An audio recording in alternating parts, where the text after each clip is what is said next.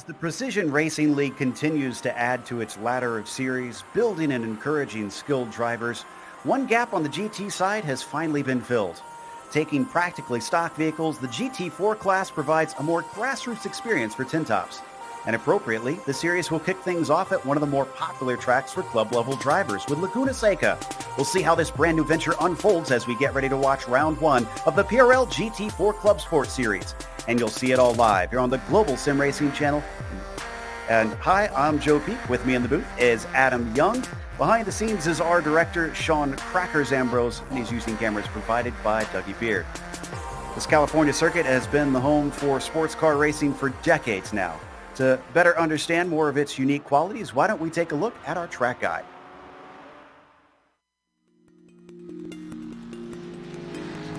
Welcome to Laguna Seca. Located just east of Monterey, California, it's hard to deny that this is one of the more scenic American road courses. It travels up and down a hillside which not only offers spectacular views, but one of racing's most iconic corners. Clocking in at 2.25 miles in length, 11 turns split up the current configuration. I say current because up until 1988, the track's layout was shockingly simple with a mere 9 dangerously fast corners. But despite becoming a much more technical track, this difficult nature was retained in its modern form. Turn 6 in particular places an emphasis on precision and daring with its tricky dip at the apex and narrow racing line. But the most well-known spot on the track is of course the corkscrew. Blind and kinked on entry, it then whips the driver through a chicane which drops you nearly 60 feet. It's earned a reputation worldwide for forcing even the most daring competitors to second-guess themselves. But there's honestly a refreshingly wide variety in types of corners, making it a perfect track for driver coaching and training. Elevation changes, differing cambers, and every sort of apex imaginable leaves seasoned veterans and newcomers alike spending hours trying to perfect a lap. With the track becoming popular for hosting IMSA, IndyCar, and MotoGP in its recent history, it also brings out lots of vintage racers due to the Monterey historics each year. Likely to remain a fixture on the American racing scene, this legendary circuit is almost always high on drivers' best of lists. Its history and its uniqueness are sure to delight all for years to come.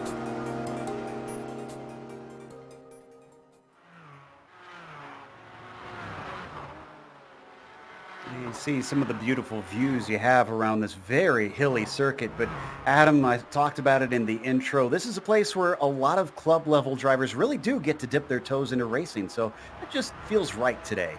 It does, because, you think about starting out your road course career on iRacing in the MX-5. What's one of the number one tracks in that? That's going to be Laguna Seca. That's the case in the real world for a lot of guys, everything else. So you know what kind of slippery, for lack of a better word, slippery mess it could be at times for you because it's hot. There's a lot of dust out there. Well, just imagine what's going to be like here on this new car, this new tire model. We'll talk more about that in a few minutes. But, of course, you're running 11 turns out there here for today, about 2.24 miles, 3.602 kilometers for those that use the metric system. And it's going to be an exciting 45-minute race here for today because even the experienced guys, Joe, are having some problems out there. Yeah, it looks like it's a little tricky. But as always, today's race is brought to you by SimMSA. Simulation Motorsports Affinity provides many consulting services, from completely customizing simulators to managing teams, individual drivers, and complete events. They're working hard to bring organizations, companies, manufacturers, teams, and drivers together at one place to support and promote sim racing internationally. They're also bridging virtual and real motorsports by providing a network between these two, involving sim racers, real drivers, teams, managers, engineers, and of course, motorsport fans alike. You can find out more about how you can get involved at SIMMSA.net. Today's broadcast is also proudly sponsored by ButtKicker. ButtKicker products add an incredible immersion and realism to any game. Feel every nuance and truly put yourself in the driver's seat. Check them out at thebuttkicker.com. Now, we have qualifying underway, but before we cover where that sits, let's talk about the race details. We are in round 1 out of 10. And as we mentioned, this is a new car here on iRacing, the GT4 Porsche Cayman that they are racing. This is a car that aspiring racers can get their hands on if they want and try and race if you got a little bit of pocket change ready. It is an open setup series. However, they will have limited fuel, so that you can expect a single pit stop in this 45-minute race. They also have implemented something new here in the Precision Racing League that we haven't seen prior. There is now a drive-through penalty, a stop-and-go penalty, actually, technically, that you have to serve if you rack up 16 incidents. So if you see drivers come into the pits for a second time for some reason and not sure why, that is why. They do get disqualified still if they hit 24. And then there, as is always been the case in many of the GT series here on this in this league, they have bonus points for the fastest lap, the pole, or 3 incidents or less. So we talked about qualifying going on. Well, Giovanni Romano is up at the top, and Justin Rame coming over from the GTE cars, stepping down a little bit here and seeming to find some speed, but I think the drivers might still be finding this speed a little bit here, Adam, considering this tire model. Yeah, and that's what we were kind of alluding to earlier, is this tire model, it's going to be treacherous for the first couple of laps. I mean, you just saw it. It was just watching the incident in the corkscrew there. And these guys, especially for the first 2 laps, it doesn't have a lot of heat in it. They're going to be sliding all over the place. You have to treat the throttle like you have it, like it's the egg underneath it that you don't want to break. And even that's what I was talking about. Even the experienced guys having issues. And you look at the qualifying rundown, you're going to recognize some names if you watch the PRL. So, of course, you got Ream out there. You got Greg Seitz out there. You got Cal Quinn, Malbron. You got a lot of guys that know how to drive sports cars that I've seen loop it around because of just how treacherous it is on the cold tires and this track in particular. It's slick to begin with, Joe, out there. And they're going to have to combat both those angles here today. Well, and it's not just in the qualifying, as I also see someone else spinning in the corkscrew. There's been a lot of spins out there. I think that was Marco Oliveira that lost it. The start of the race, that's something that a few series have experienced. A few different types of cars in the service have had to be concerned about cold tires at the beginning of races. But I feel like this is a new beast for a lot of people, really having to change how they drive as the race progresses. Yeah, they will, and because this tire model, it evolves. I mean, it's, one thing that you're going to have to watch out for is as you get heat into the tire, A, it's going to start to degrade faster, and B, well, you start to lose that magical grip that you got when it was just at that right temperature. So you can't overdrive this place, and with as much as you like to slide at Laguna Seca, that's going to be a challenge for these guys, and they're going to have to manage that maybe more than what they ever have before. Jose Malbron went up to second and make that third now because Mark McDonald now up to the top. Andre Espinoza. Wow, those tires are coming in now.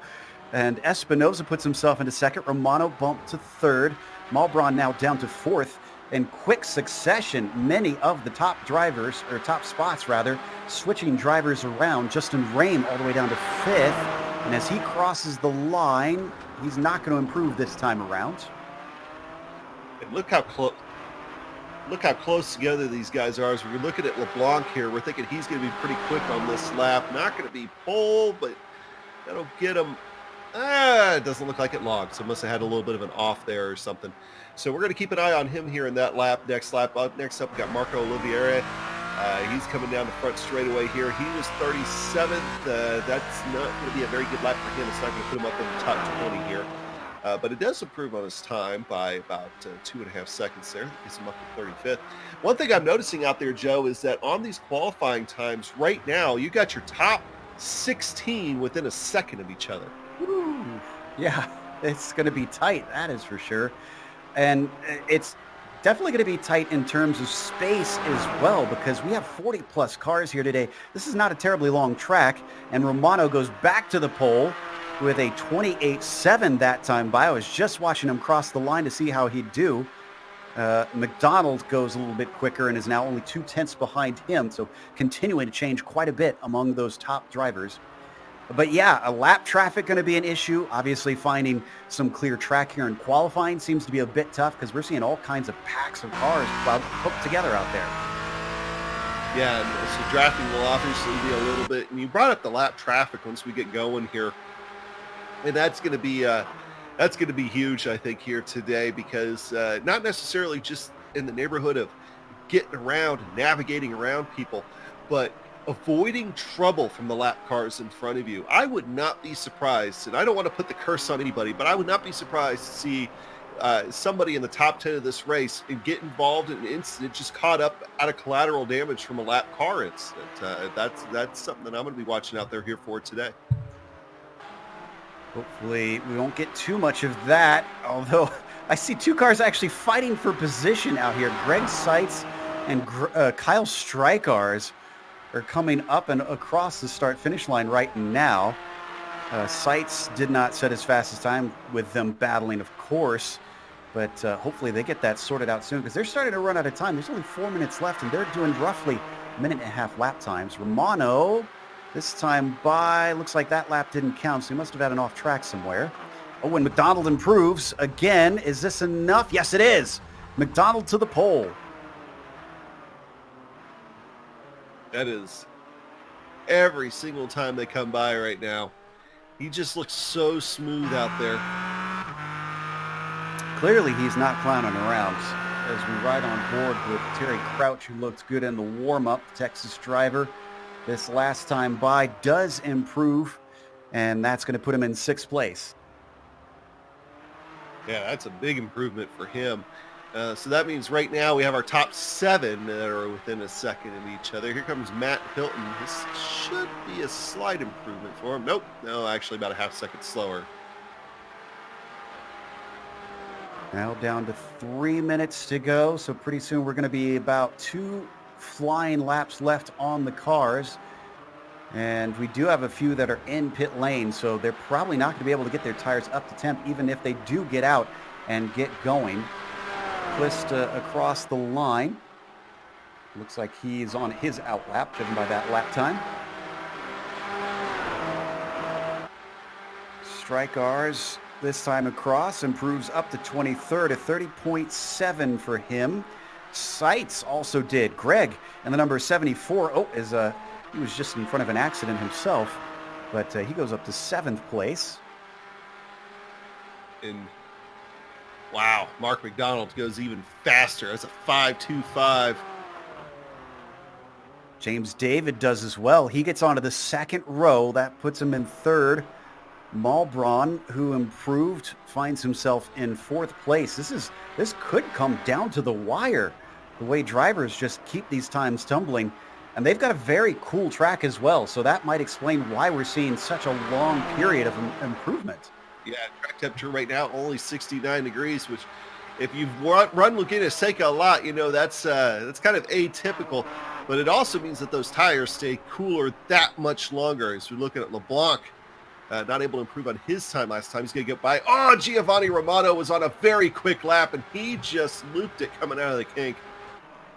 That is his qualifying over effectively. Daniel Barnett, 39th, and this last time that he put in puts him up to 34th. That actually might have been his first lap, I think. No, that was his 4th one that he put in. Twist as well coming across the line. He stays put even though he improves up to a 33.2. It is competitive here today. Kenny Duval, who tends to be a front runner, at least up within the top 10, down in 15th right now for the number 63. What about Padavani? One of our McDonald drivers who won races. That's 28.3. Wow, and that's half a second quicker than Romano right now. Now, David is actually directly in front of McDonald, so James has a chance to try and complete this lap and see if he can go quicker. Time is really running out at this point. Fredez is in this group behind Justin Rame. He sits in 4th right now with a 28.9. Oh, and he doesn't improve. Oh, Malbron and Seitz just get into it. Oh, and they go hard into the wall. That's their qualifying done. I hope this is not a sign of what's to come in the race itself, if it's this messy in the qualifying. Sebastian Prue ends his quali with the clock now hitting 0. Checkered flag comes out. Flores doesn't have a time in until now, and it's a 37. That's going to put him well down the order. Next, going to be Daniel Barnett, who's actually side by side here. Barnett doesn't improve, And Banks, who comes across with him, also doesn't get a quicker time. Looking at James David coming down here. Let's see, he's got quite a ways to improve, 6/10. He takes it down to the shortest line possible. It's a 28.6, and that gets him onto the front row. What about Jefferson Padavani? Not able to go any quicker that time across.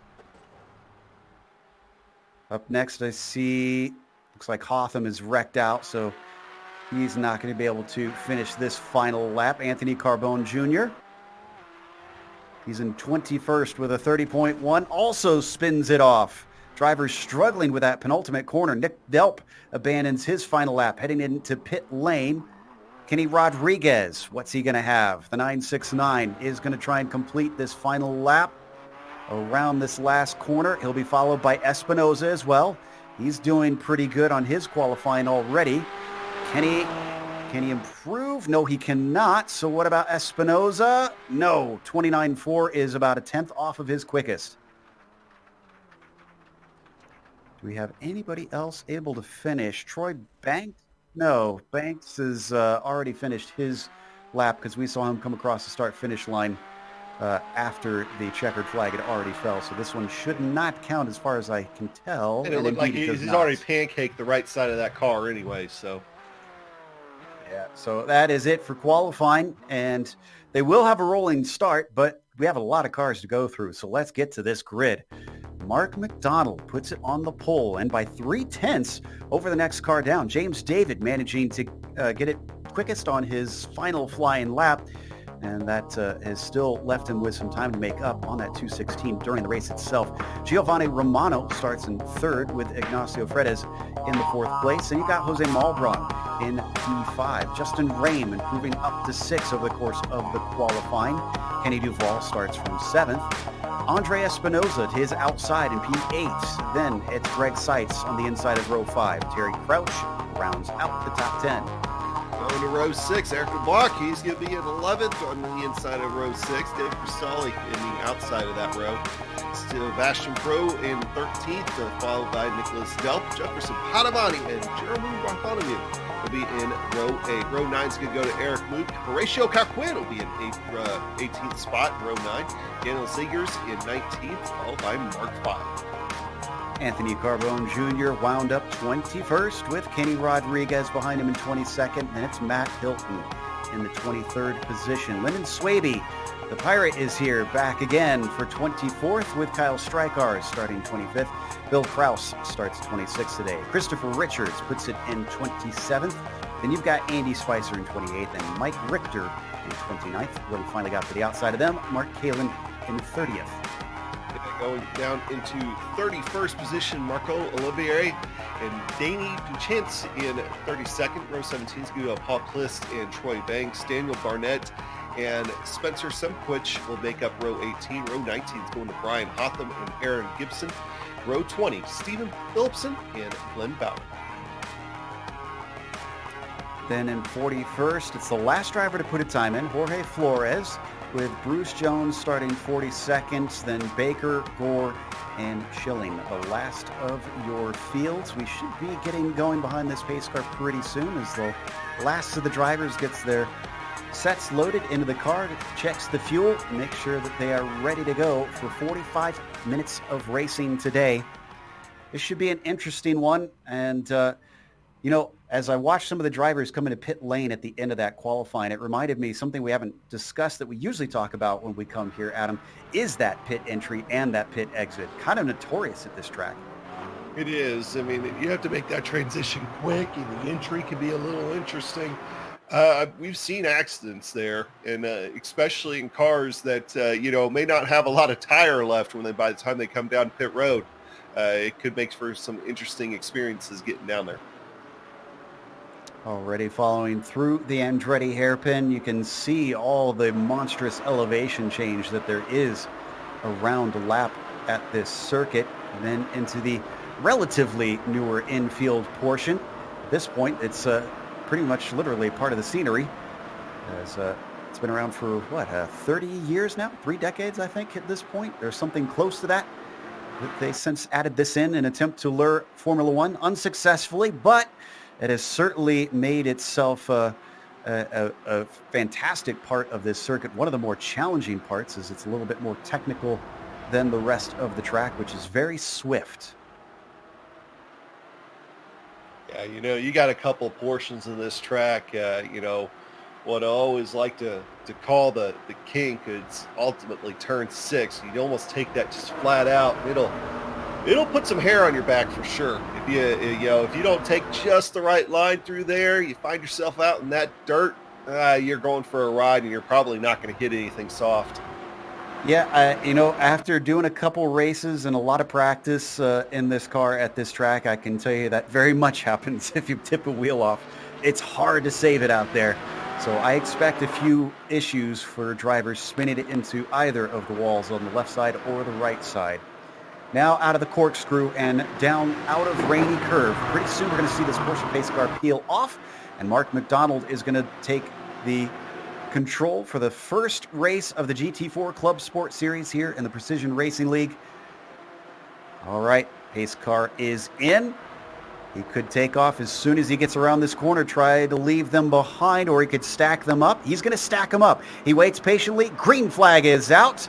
And, ooh, it's a good jump, I think, from Justin Rahm, as he's already going 3 wide back there the long way around. It's all going to come together, though, as they come up into the Andretti hairpin. Everybody's going to have to get on the binders.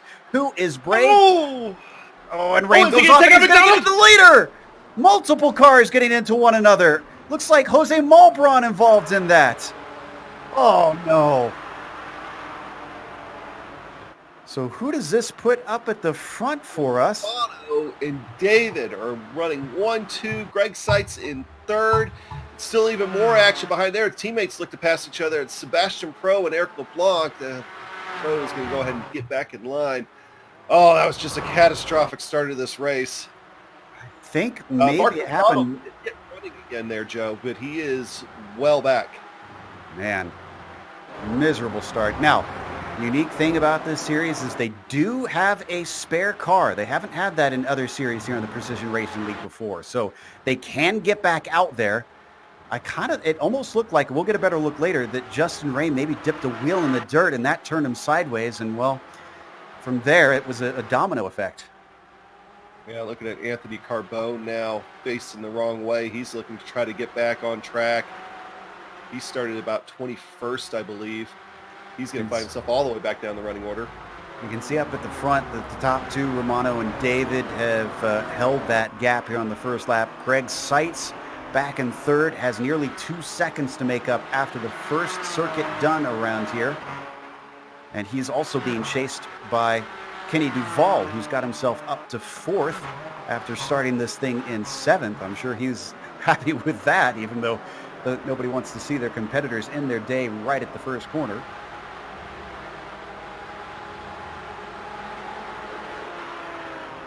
Yeah, just think it's sad. I was thinking about what kind of Spaceballs joke I can make with the plaid on top of Mark McDonald's hood. And right when I'm thinking about that, he gets taken out by the other plaid car at Justin Rahm. They did go plaid then. So let's take a look at the replay and get a better idea of exactly how this unfolded. Let's see if my prediction is correct. Because I know he was 3 wide, and I thought, well, he's kind of far outside, but I thought he had it handled. Oh, there it is. Put a dirt off and a wheel off, and that was just, he was along for the ride and a passenger at that point. And man, poor McDonald he was just completely blindsided by it. The race was going fine for him, and then next thing he knows, there's a car right across his bow, smashes into him. There you see Malbron also going off. Who was the 4th car involved in that? Not entirely sure. We'll try and get some info on that. In the meantime, back up at the front, David has not given way to Romano yet. He's still about 0.6 of a second behind and making him work for it. Yeah, and I want to say that other car, I think it might have been Andres Espinosa. So, just throwing that out there. But, yeah, watching the battle now, Romano just cannot shake James David.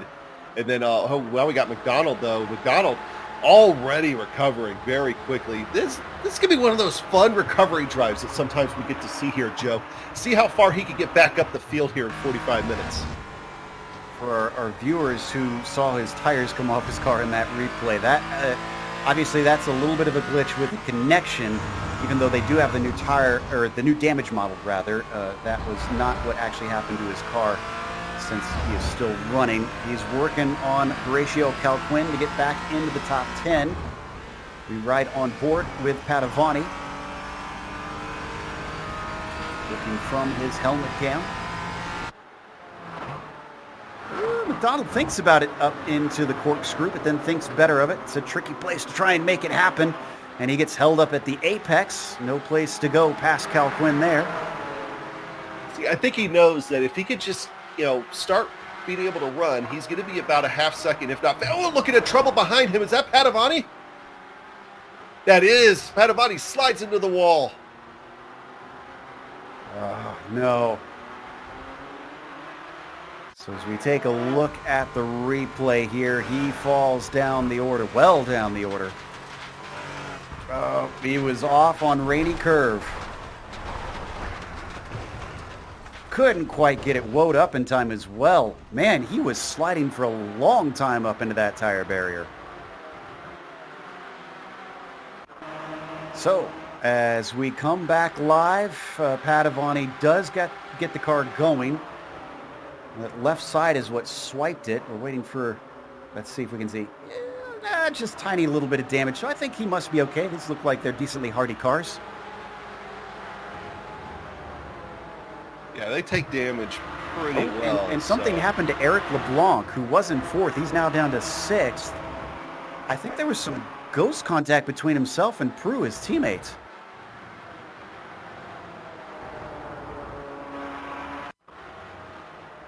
Here we go. Let's take a look at it. It might not have been ghost contact. It looks like the car wobbled and maybe he's caught the snap here. Let's see. Oh, caught that dirt. Yeah. Wasn't contact, just trying to save the car, and the 542 keeps it going. And while we were watching that, McDonald has finally made his way around Calquin. Calquin not letting that position go, though. Boy, we've had a lot of offs today. Daniel Zagers just had an incident. I saw a couple drivers that were off on the inside of turn 6 about 2 laps ago. I'm trying to check my notes to find the name on them, but big contact with the inside wall. Meanwhile, battle on screen. You see Malbron also trying to work his way back through. He's in a whole cluster of cars. Mark Feil getting overtaken by Cristelli, who sneaks up the inside. Kenny Rodriguez also in the SRT machine trying to get through here. As they come upon lap traffic, that seems to be Spencer Simkovich coming back out of the pit lane.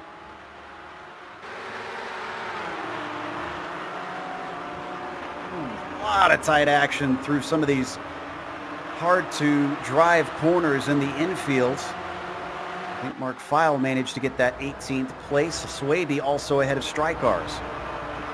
Yeah, seeing lots of, a little bit of rubs and a little bit of contact and all that all throughout the field. It's hard to call out just one incident, but these guys fighting hard here. I was just watching, I think it was Livrier just almost lost it in front of Fredez coming out of the corkscrew. That's ahead of these guys. Yep, that's down in 11th place. And speaking of moves, there goes McDonald around Delp. That's another spot for him. Move him up to 9th. Oh, and Danny Duchesne is in the pits. Ooh, he had a big accident here. Oh, he was already well down the order, it looks like.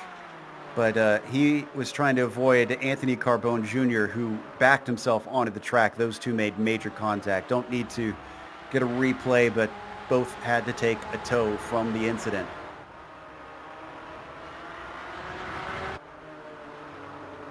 Going back to peg leg here, and Lyndon Swaby manages to pull one over on Mark Feil and Kyle Strykars.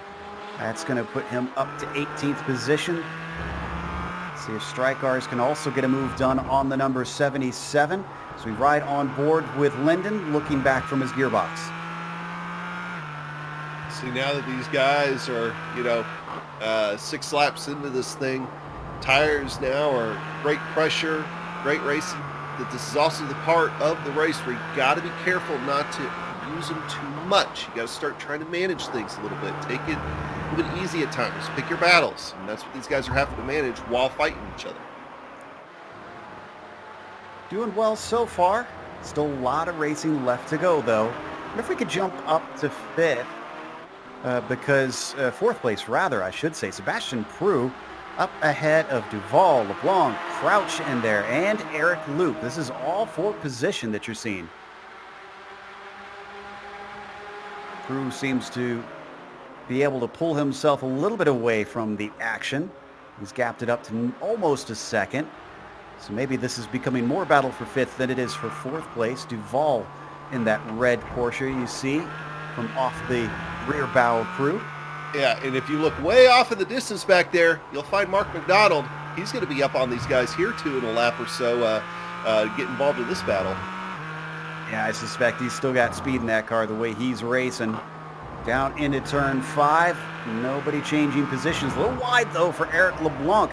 Very poor exit up the hill when you need all the momentum you can get. Terry Crouch takes a peek, but turn 6 is a dangerous one. He's going to stay behind. Might get another good run because off into the dirt once again. LeBlanc struggling off the exits of corners. That's going to hand it on a silver platter to Crouch.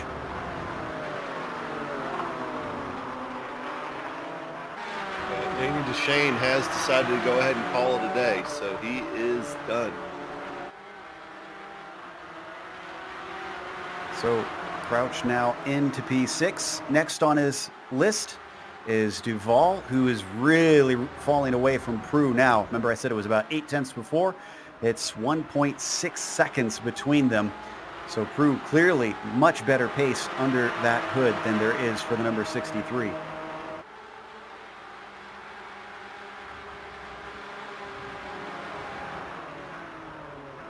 We haven't talked about him in a while, Joe, but leaders, Romano, David, they're still, David can't get too close to Romano. Romano can't pull away from David, so they're still running about anywhere between a half second and a second of each other lap after lap. So no need to go up there, but that's what's going on with your leaders. And they've got some lap traffic. That is Justin Rame ahead of our leader. Romano following the driver that unfortunately was the catalyst for the big incident down into Andretti. And Justin's a long-time driver in this league, in the Precision Racing League, so I have to imagine he'll know when is safe to pull over and try not to hold up these two.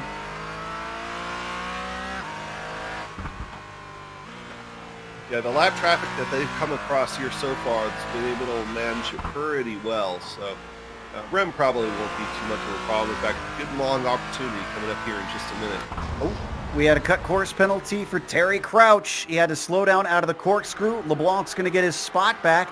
Luke might be able to get by here. We saw Mark Colleen off. Okay, so it was a lapped car there. But that white machine, that is McDonald, already to the back of this pack. Can't afford mistakes like that through the corkscrew. Crouch will definitely hand more spots over to McDonald and Luke if he has another issue. Down and out of Andretti. Battle for the lead might be heating up here, Joe. James David, I think he might actually be trying to take a look on Romano. He's going to think better of it. They kind of got slowed up a little bit by the lap car of Daniel Barnett, but now they got a little bit of clear track. James David just did set the fastest lap of the race so far that last time by. Interesting. So continuing to pick up pace here, even nearly 15 minutes in. Romano now clearly to the back of Justin Rame. Does Justin pull over and let them through? Yes, he does. There's one. And is he going to be able to let two through? Sort of. Does compromise the line for James David slightly. So all that time they had gained disappears in a flash. that might cause the battle to break up here for about a half lap. And if James David can keep running laps like that, he'll be back up underneath the wing of Romano. And they got one more lap car up here, it looks like, too. That's going to be Carbone that they'll have to get around here. Mark Kaline coming back on the track. I think they're going to clear him before he does. And Andy Spicer not too far. Zegers had a self-spin. Meanwhile, you see him recovering. Oh, and that's not really a safe rejoin, though. Not sure who that was that nearly got into him. Oh, and there was a spin right in front of the leaders. Mark Kalin. My goodness. It's getting treacherous for our front runners at this point. Let's take a look at that. Yeah, he was just coming back onto the track from his fast repair, and cold tires under braking. Gotta get used to that. I think we're gonna have to back up a little bit more. This was into turn 3 for Romano. Yeah, here we should see it now. That's the blue car up ahead. You're gonna just see it smoke. Yep, there it is, and off he goes. Thankfully, well within some time for Romano to be able to get away, and the leaders are having an accident right behind them. Rain gets turned by Carbone.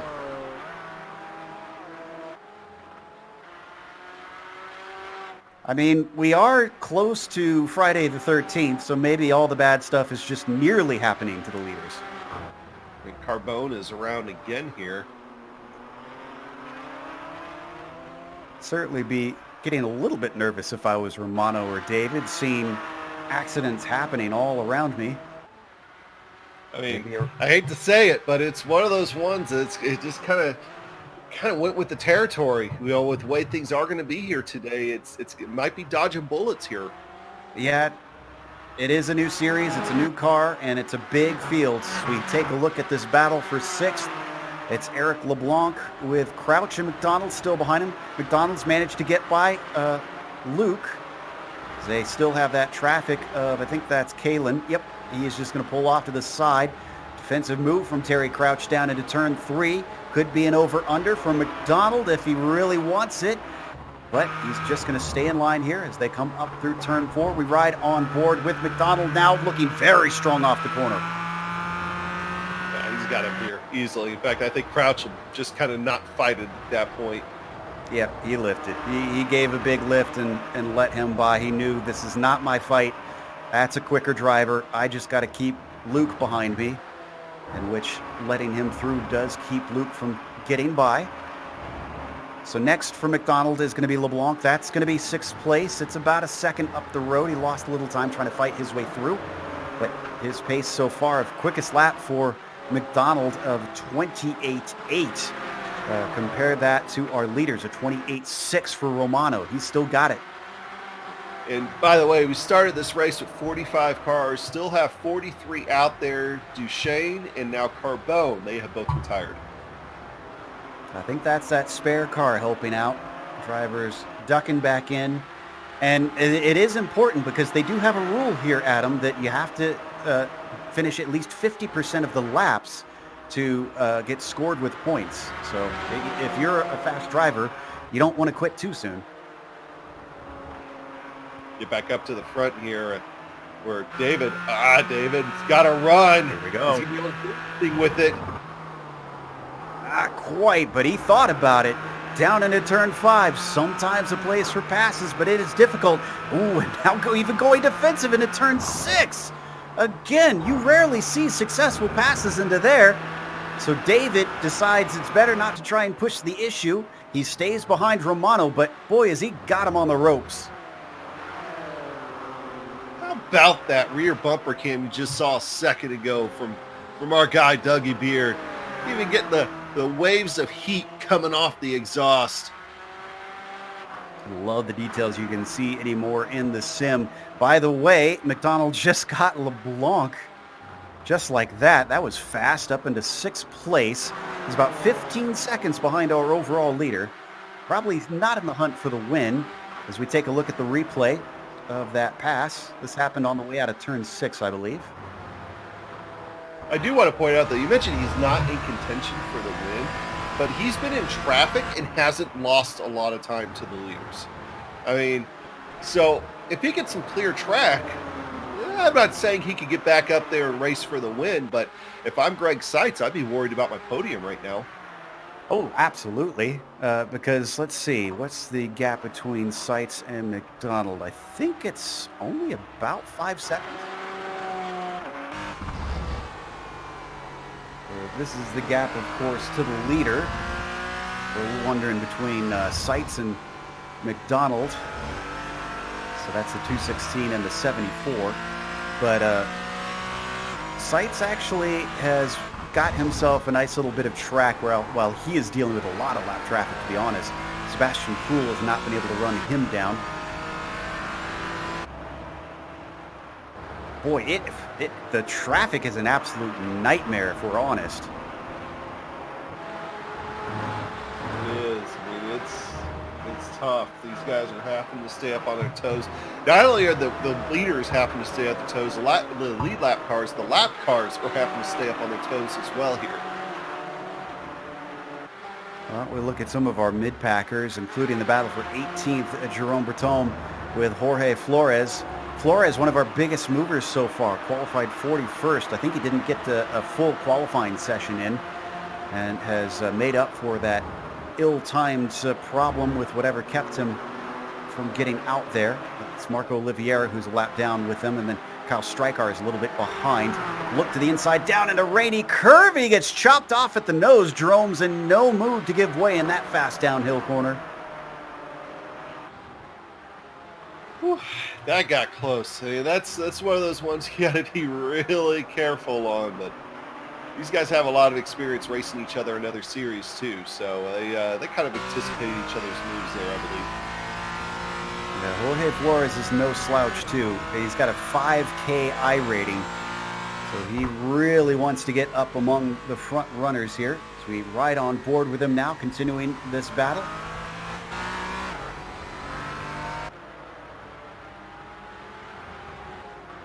Jerome, like we've seen with a few another others, incident right in front of your leaders. Zegers has a problem right in front of them. Well, not only does he have a problem, it's that he pulled across the track to try to get turned around right in front of them. So this is the initial incident. And then watch this white car get it turned around. It'll take a couple seconds here. He does try and wait for a gap, mind you, but this is still got to be a little bit scary for our front runners.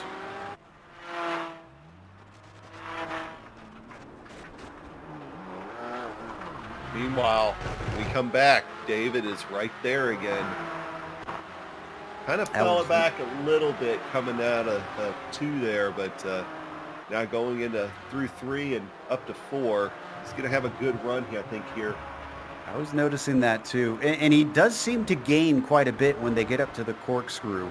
So I kind of want to watch here for a second to see what it's like out of turn 6 if he gets a good launch. This is 5 here. Then up the hill, it's very steep. You need a lot of momentum. Swing it through turn 6, just clipping the apex. They look about even this time. Oh, but there's another car off track. That's Stephen Phillipson, another lap down car. Yeah, if anything, Romano had just a great run there going down the Ray Hall straight and actually gained, pulled away just a touch from David. But going through the corkscrew, David was able to get right back there. And lap traffic kind of in a horrible place for Romano. Paul Clist, he's going to pull out of the way. Oh, he's going to be a really bad spot for both of them. Kind of threads the needle, though. He did a fair job with that, but this certainly slows down James David. You can see the gap visibly extending. We should see drivers come into pit soon, because we're about 2/3 through this race now. While we were watching all that, Mark McDonald, let's move him up to 5th. Wow. So ran down Kenny Duval, left him behind. Next up is Sebastian Prue. We've got the pass on replay. Let's take a look and see where this happened. And something must have happened to Seitz. He fell back to these guys, so I'm going to go back and look at that on my end. So it looks like just a little bit of too much curb there. got to the inside down into 5 as they were overtaking lap traffic. That was actually a pretty good move considering the circumstances. Could have been a lot more hairy, but he gets it done. And as Adam's looking to see what happened to Greg Seitz, Prue is about 1.3 seconds back to him currently. I just think he's fallen off the pace, Joe. I don't see anything that really stands out to me. A little bit behind them. Look at this action. This is LeBlanc being chased by Eric Luke. And I believe, yeah, no, that's not lap traffic. That is 4 positions. This is all 3, 4, 6 place. And then behind them, finally you got a little bit of lap traffic with Justin Rame just trying to stay out of this mess. LeBlanc very close down into the final hairpin, but not close enough. He looks very strong off the corner, though, whereas Duval goes way too wide. He doesn't cover off the inside in time, and it looks like LeBlanc is going to have the desired racing line down into Andretti. Ooh, but not brave enough on the brakes. He just gets his nose back in by the apex and finally gets the job done. We got to go back to our leaders. James David has got it way down, and they're still dealing with lap traffic. Coming into turn 6. Oh, that traffic in an awkward spot. That was Troy Banks trying to stay out of it for James David. Bill Kraus up in front of them, getting down to 0.3 of a second between these two. Once again, Romano just has a great run out of Rahal. He's got that turn 6 there, that kink that I like to call it. He's got that figured out where he hits that apex just absolutely perfectly, gets the great launch. And if you can make up that, I mean, that's almost as big as going down the front straightaway and having a good run out of 11 there. I mean, that's the second best run you can get on the track. And he's got that nailed right now. You know, considering they got 15 seconds back to Seitz, I'm kind of surprised we haven't seen David come in for a pit stop to see if he can leapfrog Romano. Because he's certainly got good pace out here, but he doesn't have the clear track. He might just be having fun. Oh, McDonald's already up to Sebastian Prue. Let's see if he can make a wild dive down into Andretti. He's way far back, so it'll have to be a monster bit of braking to try and overtake him. And no, he's not going to try it quite yet. That is Greg Seitz directly in front in the blue Porsche.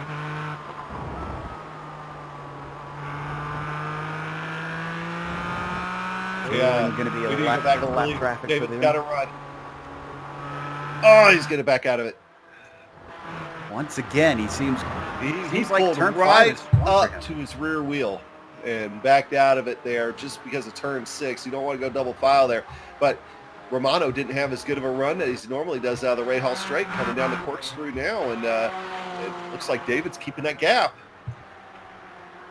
Keeping him under pressure. Out of Rainy Curve.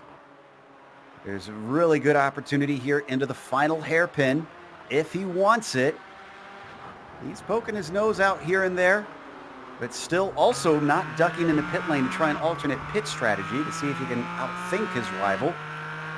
I think he's worried about what he would find if he ended up going down pit road there. I mean, he might find himself in a worse position. Well, and traffic, I mean. Well, that's why I was saying, if anything, he's got a big gap to behind, so there's little he can lose. He's not probably going to be caught by Sebastian Prue. At worst, maybe a little bit of danger if other cars go way long. See, I think are a little worried about it's just the traffic too. And here Greg Seitz is coming in. I think right now his strategy is actually probably to come in at the same time as Romano. That way, it's more like he's going to come out in the same type of traffic I am. And it's becomes an equalizer at that point. Now it might be a gamble. Yeah, that's true. Hoisingveld car back out. Greg Seitz returns from his pit stop. This promotes Prue up to 3rd temporarily, and McDonald's behind him up to 4th. So McDonald might be able to get to the podium, at least temporarily. How brave is he? No, he's not willing for turn 6, but he was right on that bumper.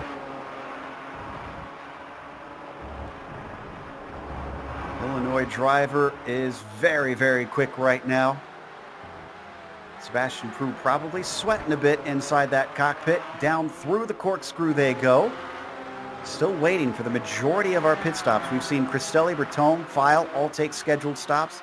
Looks like Richards has had one, as well as Padavani. There they go. They're in. Did not see a pit stop from Romano or David. McDonald almost loses it. Wow. That was an interesting bit of wheel spin there from McDonald. That's going to lose him a tiny bit of time. Not drastic. Fred is also joining them in the pits in the background. There, it's the black machine that you see. Looks like Horatio Calquin also coming in. So is Matt Hilton. So a number of our drivers within the top 20 are at least going to take the time to get their stops going. Prue is back out, and he's ahead of McDonald still after the stops. And Seitz might be in front of him. This is going to be close here. That's Seitz in the teal car that you see coming around. Is he going to be ahead? He just barely has it. It is very, very tight, though, and Prue looks like he has gained a fair bit of time on Seitz in the pit stop sequence. Yeah. That's going to be a great battle there to watch over the next couple laps. Here comes Romano. Ooh. David's going to stay out. Oh, and Romano is in behind lap traffic and actually going to make contact. He was helping Barnett along. Yeah, it was light contact, so I think he's okay. Let's look at the replay here. He was in a hurry. Watch this. Trying to maximize that entry while the other car is not necessarily. Almost pit maneuvered him into entering the pits.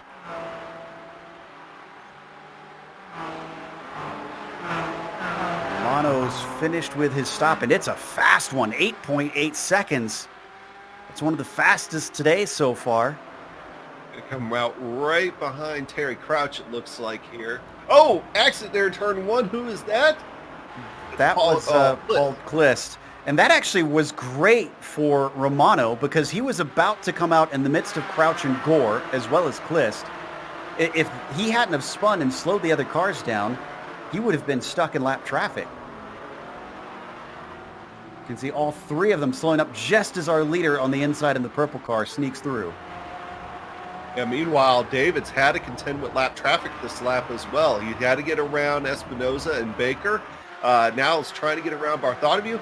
Bartholomew might actually, he's going to get around him here before pit entry. I imagine he might come in here this lap. Indeed, he does.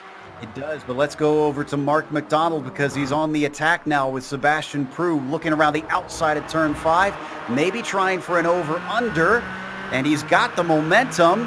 This is the point where I think we're actually going to see a side-by-side into 6, but Prue says, no, you've got it. I did not have the spot. So sorry to take us away from David there. It looks like his pit stop still isn't done, so we have time to try and check up on that battle because Romano's just coming around the final corner. David is out getting his speed up. Romano picking up pace. I don't know. David's well ahead of him here. It's going to be close. They might come out side by side here. I think David's got it. David's got him. David's got him. Wow. So got him by a David good not margin. up to the lead yet, but ahead of Romano. Duvall is yet to pit, and he is in front of him. Most of our other drivers behind have taken their stops. Flores, Delp, all in their pit stalls and getting fuel. Ooh, and David even faster in the stop. Did he take enough fuel? This is a new car, so are drivers overestimating potentially? Is David the one that has it right, or is he cut it too close?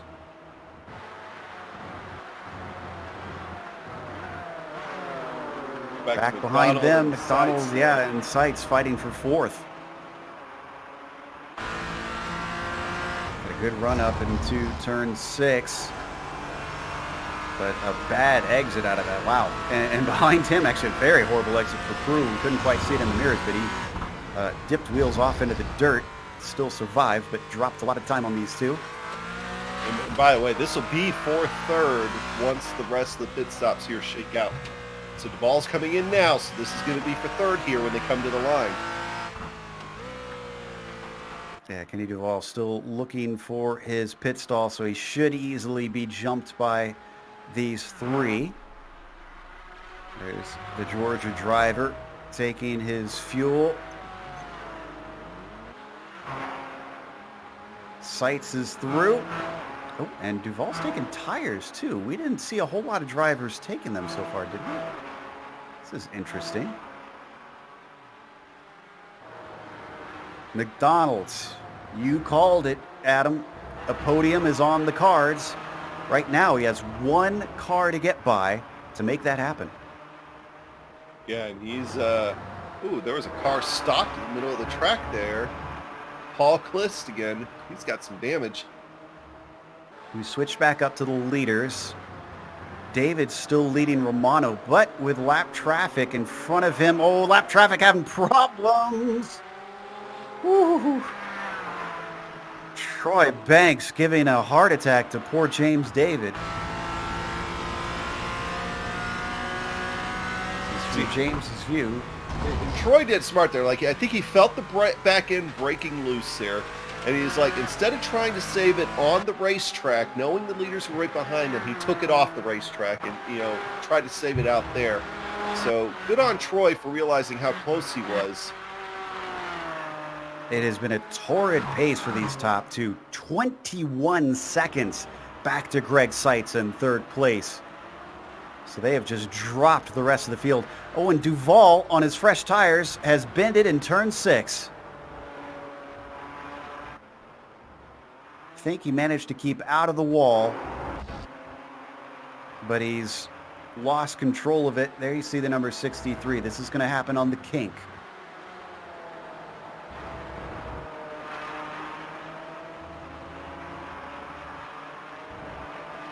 See, this is what I always worry about right here. He chops down, grabs that inside curb, a little bit of a wheel hop, makes him go just a touch wider than what he wants to, wheel off in the dirt. And miraculously, though, he was able to save it. He kind of felt what was already happening, and the writing was on the wall, so he was able to already get it woed down. As we come back to this battle for third place, oh, McDonald looking strong. Does he have the overlap? Seitz is going to force him around the outside, so they'll stay put. Just behind them, Prue is still stalking. He may have had an off in that corner a little bit earlier, but he's held on by about 0.7 of a second.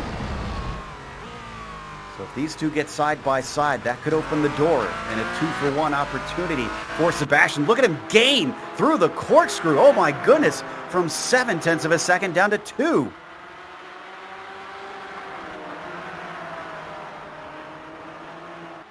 Eight minutes left to go to sort this out. Any of these three could wind up being the one on the podium. A little bit wide at the apex of the final turn for Greg Seitz. Just given the pace that we know McDonald has and the fact they kind of lagged off of him a little bit there, I'm wondering if maybe he just took a few corners to cool off his tires just a touch, just so he can mount a harder charge here than this lap. Well, hard charge is definitely what he's been doing for much of this race, to be honest.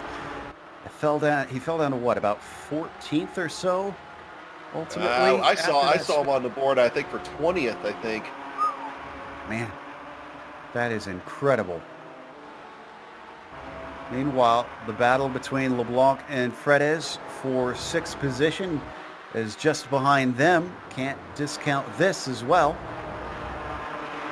That's Eric Luke behind Justin Rame, so I'm sure he would like Justin to get out of the way so that he can maybe get involved in this.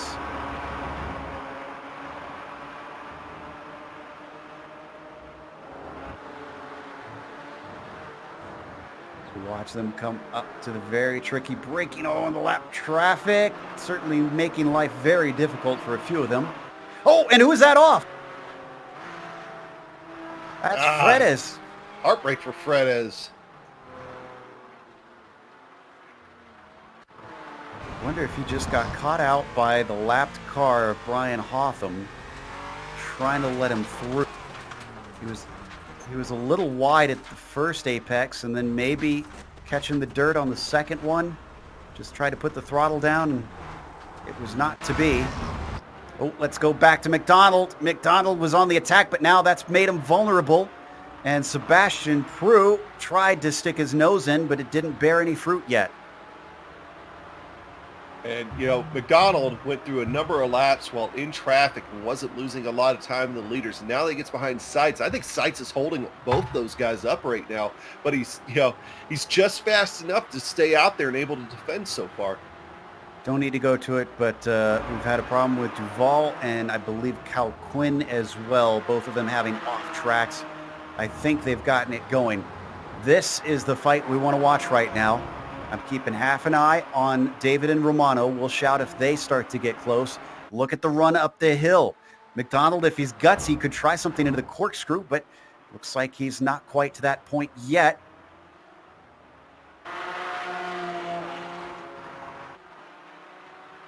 Down and out of Rainy Curve. Oh, and McDonald's just looks so much tidier down out of that late apex.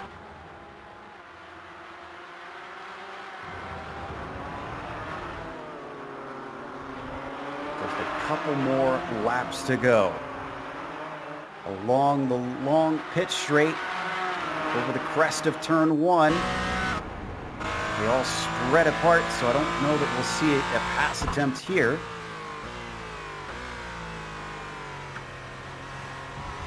Meanwhile, Swaby seems to have had a problem because he took a tow down in the pit lane.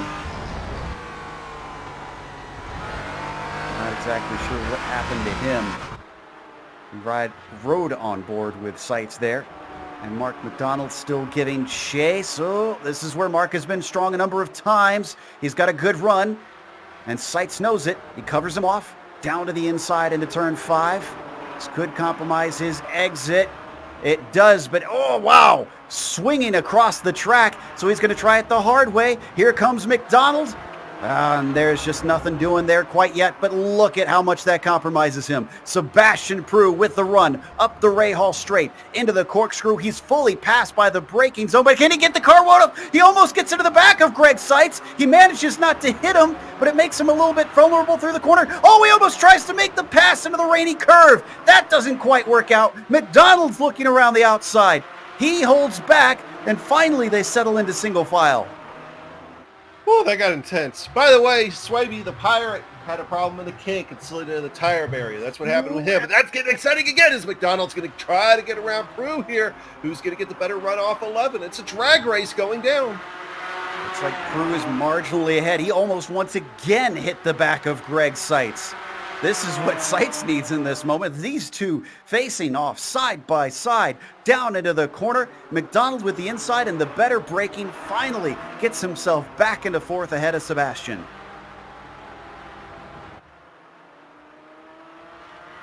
Oh man, look at how fast he's on the back of Seitz. I think Greg must be struggling with those tires now. He does not look quick. His lap times have fallen off considerably, and that's why I'm thinking that you know he's holding these guys up, but still just enough to be able to hold on to that position. That might run out here. Wow, look at how close he is getting to the rear of Greg Seitz. McDonald's is just piling the pressure on, trying to get a mistake out of him that could open up the door. He's actually going to get side by side here into the corkscrew. Both of them woeing the cars up just barely in time. Down the hill once again, Sebastian Prue giving watch, wasn't close enough to take advantage. And where Cover are we right now, but next time by. So I think we got 2 to go right now, working 2 to go, or getting ready to come to 2 to go, excuse me. If I could talk, that would be great. Well, as they come across the pit straight, ooh, McDonald's looking good. McDonald's is looking very good.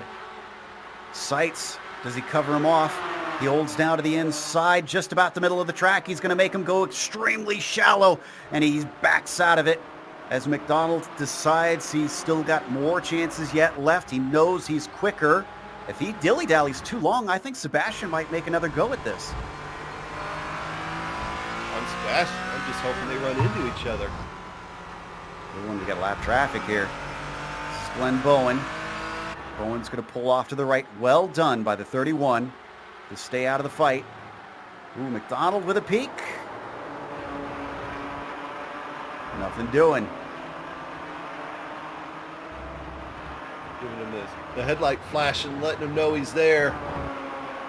Oh, I think Seitz knows he's there. I think he is extremely aware. Well, that he does now. Yeah, and Mark is pulling out every trick in the book at this point. He's got the kitchen sink out and is trying to throw it on the court. Nothing has stuck up to this point.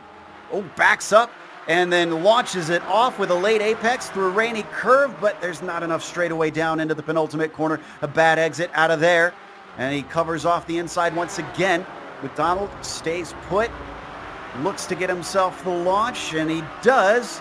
Here we go again, up to Andretti.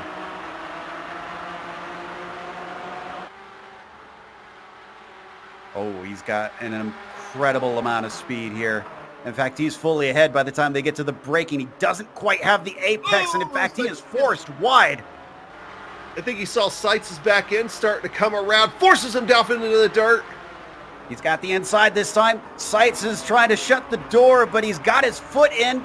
Almost tries to cover him off once again. This is slowing them up tremendously. Oh, and finally he's got a good enough run that he's got the momentum. Could we go 3 wide? No. Prue denied as Seitz covers him off, just trying to stop the bleeding somewhere in this as his teammate comes into it. Eric LeBlanc now in the fight. Yeah, they slowed him up enough that LeBlanc was able to get back up and do it. Now Mark McDonald has clean track. And the checkered flag is coming out. We got to go to our leader because David is very hotly contested by Romano, but as they come to the line, only 4 tenths between them, and James David wins this race over Romano, but just barely. So on the last lap, Mark McDonald managed to get himself into third. Greg Seitz is still in fourth as Prue has fallen off. Is that going to stay that way in this final corner? We could yet see mistakes, especially with this lap traffic in there. Mike Richter a little bit in the way. What a podium here from Mark McDonald coming across the line in third. Seitz eventually getting a fourth place, and Sebastian Prue in P5.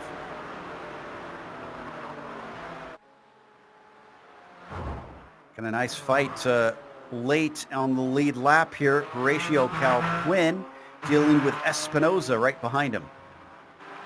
Both these guys having problems earlier on trying to recover from him. Calquin's going to shut the door on Espinoza there. I think he might get one more. Calquin's going to back it around, and that's going to give the spot to Espinoza. Just had 2 corners left to get right, and he could not do it. So Espinoza gets himself into 15th. Disappointing considering his 8th place grid. And that's going to be pretty much all of the last of our drivers on the lead lap. We're going to take a quick break here after the opening round for the PRL GT4 Clubsport Series. We'll come back with the unofficial results as well as driver interviews, so stick around.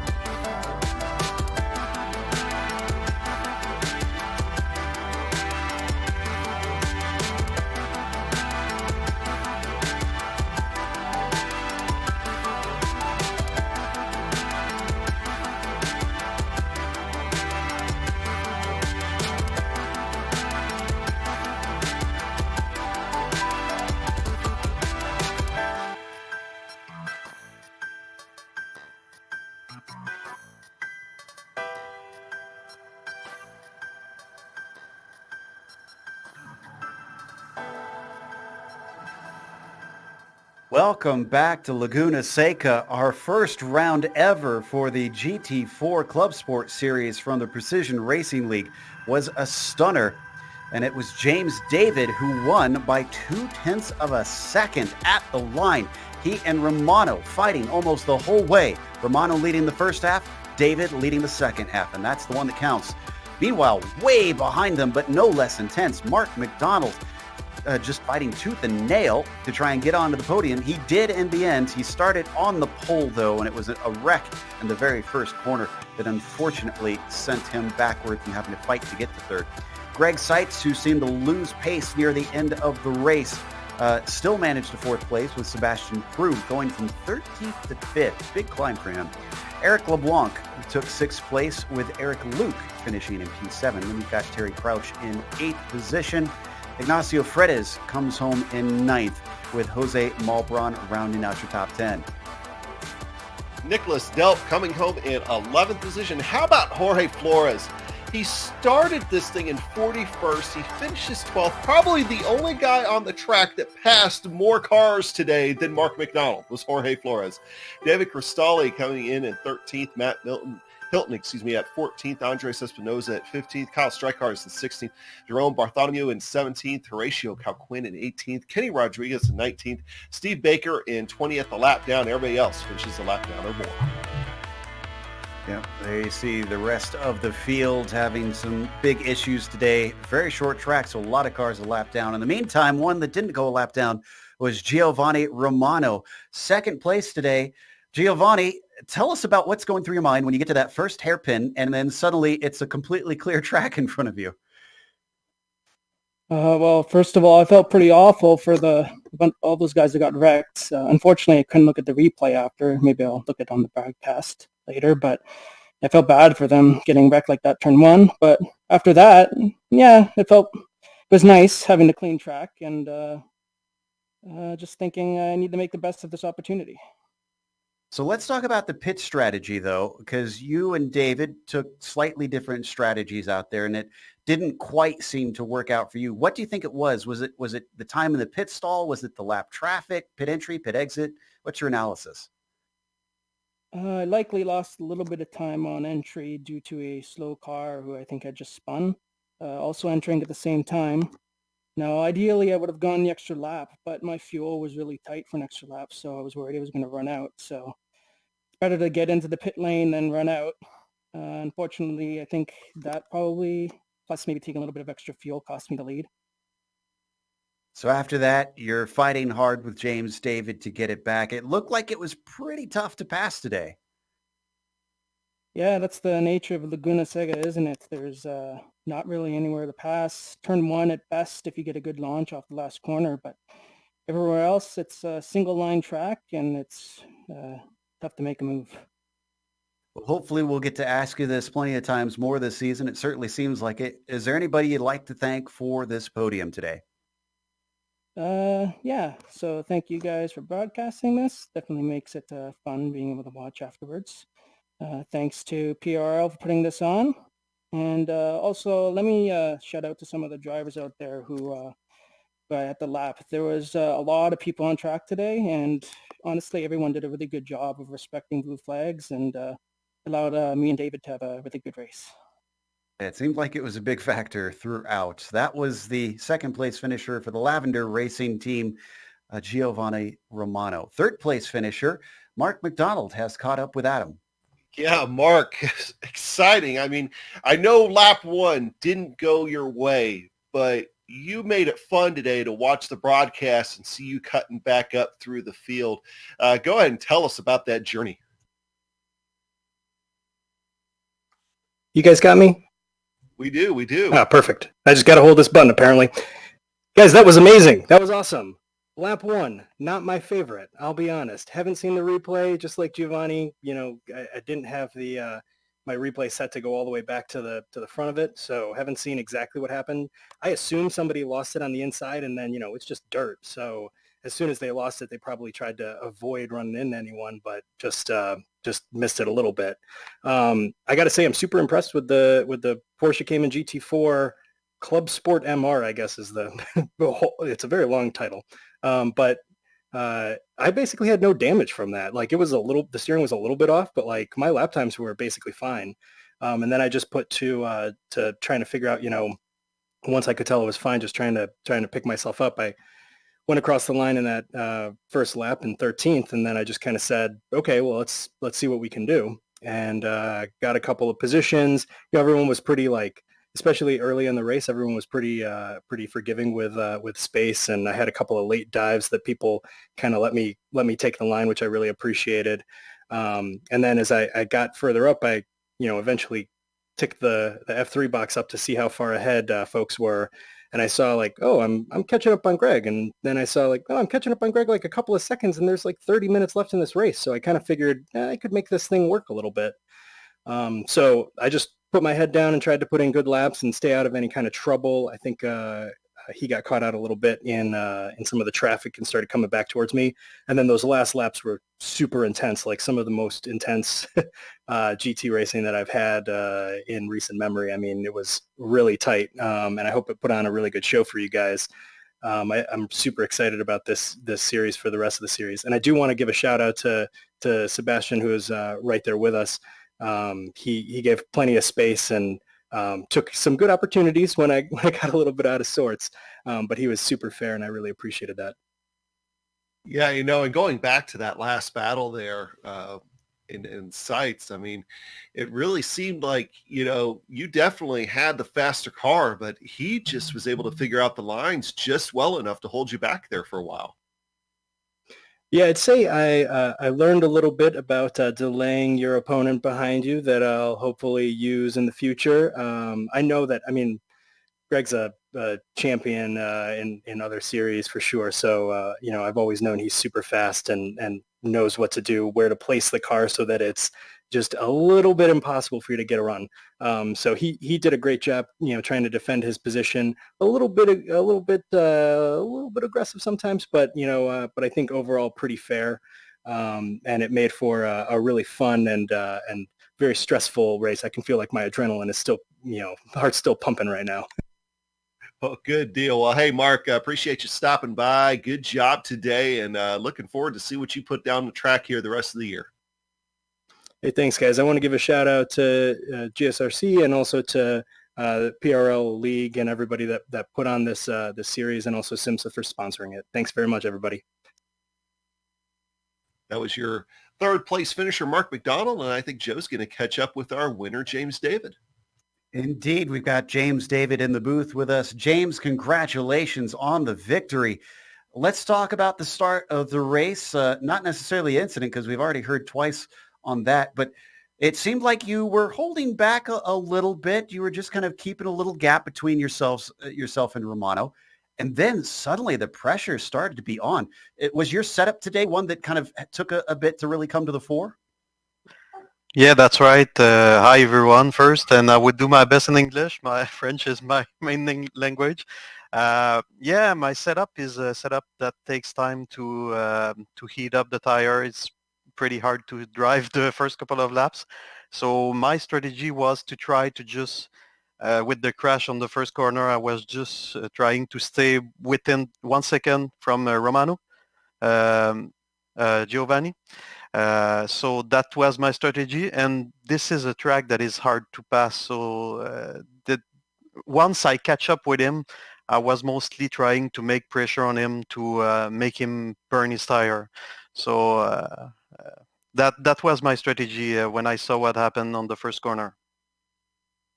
Also, speaking of strategy, is that also why you decided to go a lap longer than Giovanni on the pit stops? You're talking about the difficulty in passing around here. When you saw him go in, was your immediate thought, I have to stay out so that I can try and jump him? Or was that just sort of incidental?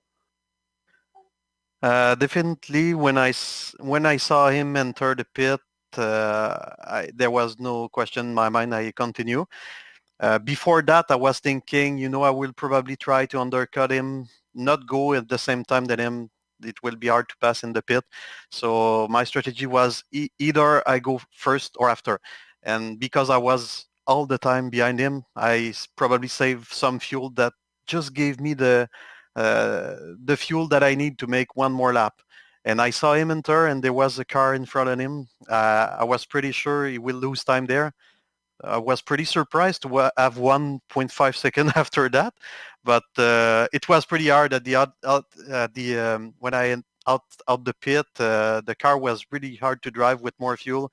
The tire was beginning to be used. So that was a really good fight with him, but there was no question I have to make one more lap than him when I saw that. So then let's talk about after that pit exit. How did you switch your brain over to go from being the one applying the pressure to being the one that has to soak it up? Is that an easy transition for you?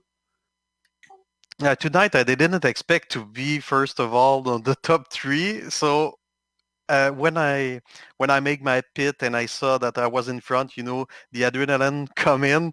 It was hard. That was the part. It takes like one lap to make a cool down, to tell myself, focus on the race, don't think about it. But I remember, I think at that moment, I make like 20 laps trying to pass him. It's like impossible to pass on this track. So you have to relax. He will have a hard time to pass you. And I was confident that I put pressure on him so much time before the pit that his tire will be more used than mine. So that was my thinking to calm down the pressure because at first, the adrenaline come in for one lap. It was hard. Makes me feel a little bit better than that. The fast guys of you are human as well, because I know I always get the jitters when I see them. Got a chance at the win. Well, again, congratulations. I guess since you said English isn't your first language, would you like to give your thank yous in French? Yeah, I can do that in French. It will be cool for my team because we are racing with Davidson Motorsport since F3 Championship. Donc, merci à mon équipe Davidson Motorsport. On s'est bien préparé. We prepare well for this new season. And merci PRL. Thanks PRL for this amazing league. We love that. And thanks to you guys because the broadcast is really a part of it. We love to listen to our race after. You do an amazing job each week. Well, thank you. That was a wonderful interview, and it was a fantastic race to watch. That was our winner here today, James David, who took the inaugural win for this series. We're going to close out with some thank yous of our own, more specifically to our sponsors. Again, SimMSA Motorsports Affinity. Simulation Motorsports Affinity, also known as SimMSA, rather, can be found at SimMSA.net if you want to see how they can get you involved in the worldwide simulation racing community. Gotta get control of my tongue here at the end.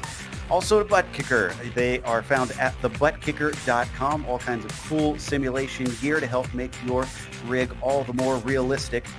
And thanks to the companies that provide the software and the hardware for our broadcasts. They're listed here on your screen. Additional thanks go to June Lalonde, who provides our wonderful music. See the screen for how to get a hold of more of her great work. And also thanks to the team today, Adam, Sean, and Doug. If you'd like to find out more about GSRC, including upcoming races, you can find it at globalsimracingchannel.com. We're also on social media with GSR Channel being our Twitter. Facebook is Global Sim Racing Channel, and Instagram is GSRC_Graham.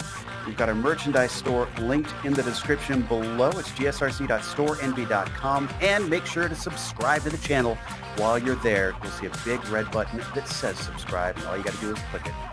The next race, they are going to Sonoma for the next round that we are covering. And that'll be Tuesday, March 30th. Unfortunately, we aren't able to cover every round since we will be on the Autobahn series next week, but we are looking forward to 2 weeks' time when we come back.